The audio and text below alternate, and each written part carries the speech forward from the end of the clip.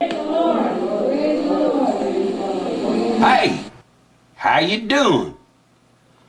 With all due love and respect to you rhinos, descendants of the once great Ronald Reagan Republican Party, and with no intention of doing any personal harm to your body, I say, damn you to hell.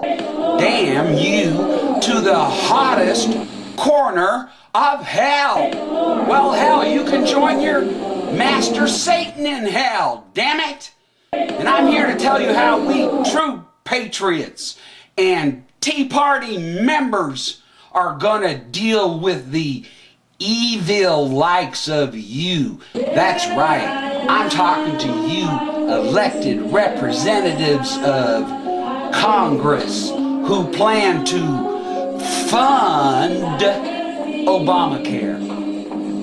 I'm looking at you, Bob Corker, Lamar Alexander, even in my volunteer state where freedom is appreciated and we're willing to die for it.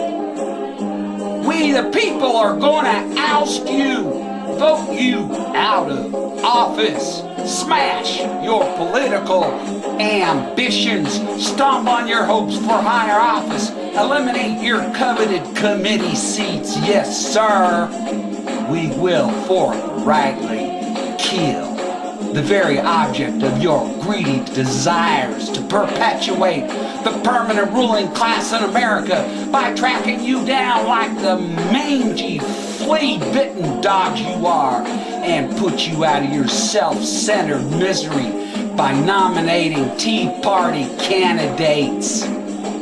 'Cause we sent you to D.C. and you turned on us.